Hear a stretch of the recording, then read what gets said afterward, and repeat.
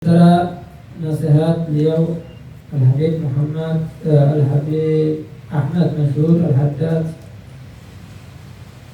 orang yang baik, orang yang mendapatkan taufik dari Allah Subhanahu wa taala, mereka yang memanfaatkan waktu antara maghrib dan isya di dalam membaca Al-Quran Al-Karim, di dalam berdiskusi atau membaca ilmu agama, atau hadir majlis untuk mendengarkan ilmu nasihat, hifdzanil waqt, demi menjaga waktu bainal maghrib wal isya. Allah Subhanahu wa taala berfirman di dalam ayat Al-Quran, inna nasyi'atal laili hiya asyaddu wat'an. Sesungguhnya bangun malam itu lebih kuat mengisi jiwa dan lebih berkesan. Sebagian ulama menjelaskan ayat ini yang dimaksud adalah waktu maghrib sampai isya.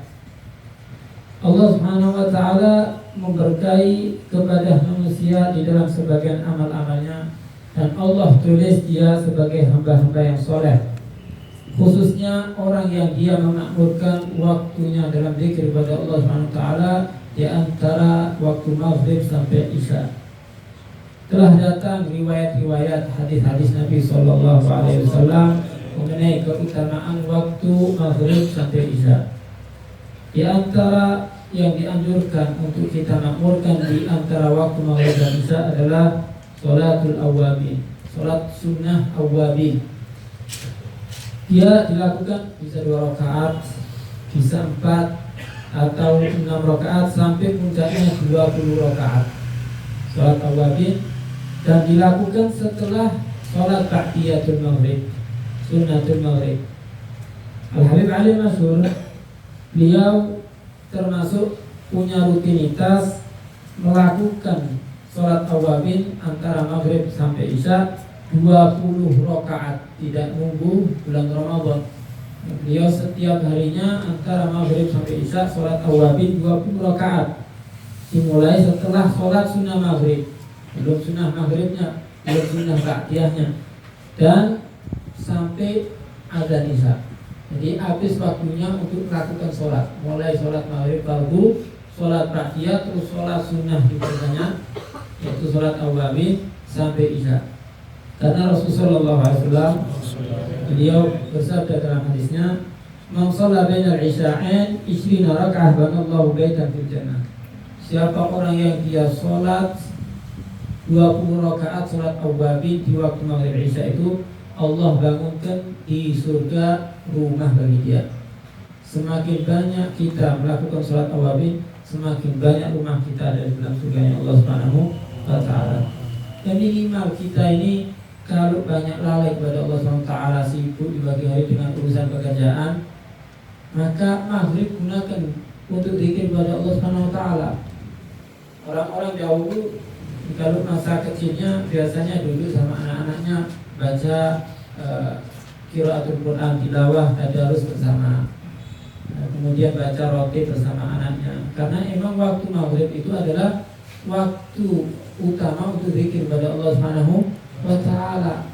Oleh karena itu harus kita manfaatkan antara bainal maghrib wal isya, karena itu adalah waktu untuk berzikir kepada Allah Subhanahu wa taala. Mereka orang-orang dahulu kalau sudah bangun di waktu fajar, mereka biasanya ngaji Al-Quran untuk menenangkan jiwa, dan ditutup di malam hari maghrib atau isyanya dengan membaca Al-Quran kembali. Kenapa? Agar tenang lagi jiwa ini. Setelah sibuk dengan urusan duniawi, permasalahan-permasalahan yang ada, ditutup dengan surat Al-Quran akan membuat hati tenang. Ala bidzikrillah tatma'innul qulub. Karena dengan zikir kepada Allah akan membuat hati kita itu tenang, tentram, jiwa hati kita itu merasa senang, bahagia. Ahmad Ibnul Hawari, seorang ulama besar, pernah dia datang kepada gurunya, hendak bermusyawarah kepada gurunya, yaitu Aba Sulaiman. Gurunya adalah Aba Sulaiman. Dia bilang kepada gurunya, guru, aku ini lebih baik puasa setiap harinya, atau aku memakmurkan bainal maghrib wal isya. Katanya gurunya, ya dua-duanya yang dilakukan. Puasa juga memakmurkan antara maghrib dan isya. Tidak bisa guru, tidak bisa kalau dua-duanya.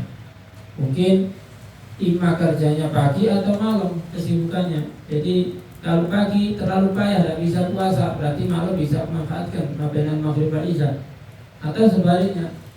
Maka katanya guru, kalau emang tidak ada pilihan, maka lebih utama kamu memakmurkan bainal maghrib wal isya dibanding kamu puasa setiap hari.